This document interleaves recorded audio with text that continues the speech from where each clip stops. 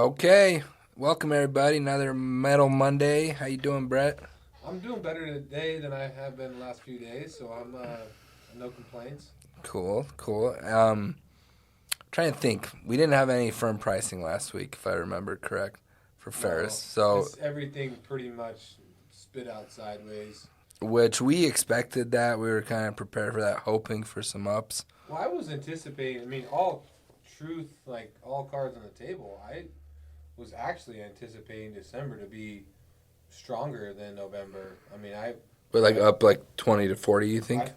I felt it was going to be an up month, and I feel like you know just maybe some of like geopolitical events or whatever kind of it was able to take some gas out of it. Some the market kind of got crushed that day after Thanksgiving, and then everything's just been kind of wobbly lately. So I think everybody's kind of had a good year. So really was nobody trying to finish or put any more inventory on the ground unless they really had to type of deal. So I kind of feel like that's kind of why it just softened out. I guess I'm really curious how January is going to come out.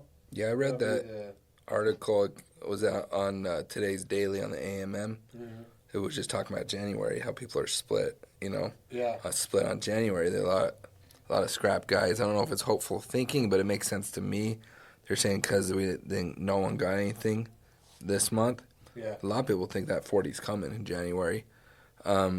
Some of the talking points that were in that article were companies in steel mills and stuff didn't want to come in with extra inventory into the new year. hmm So that tells you got January right around the corner with still a lot of shortages. The one thing in the article said they anticipate they need 2 to 3 times as much still as normal in 2022. yeah, So that tells you I'm not like some economical genius, but I would tell you like simple supply and demand. You would imagine hmm the price would go up. Now, there's been a lot of times this year where I think things are gonna happen and they don't. uh-huh. So I don't know, man. Like I think, I mean, sideways is better than down, but it feels like if that's January, February, like one of those months, you're gonna see some ups. You Yeah. It know? feels like there's potential. I mean, I don't know what that answer is all the way, but it feels Mm, like there's potential for sure. It's I feel like it's still pretty early to tell what January looks like, but I always January seems like people are going to want to come out of the gate strong. As long as the demand's there on the new steel side, I feel like that the demand will be there for the scrap. hmm Now, what happens to what's really kind of I think dragging the scrap price down as of late, or at least not giving it the momentum it deserves, is the export market is still pretty soft. hmm China's going through you know, their issues. You've got like the Turkish lira is just getting creamed, which then makes U.S. steel more expensive because their currency is worth less money, so hmm they got to pay more to get less type of deal. And they're a big consumer of U.S. scrap, especially off the East Coast. So you really have those kind of um, issues kind of pulling against what's probably a fairly strong domestic market, but they just don't really have to pay any more Yep. than they're paying today because where else are you going to go with the material? And that's kind of the main.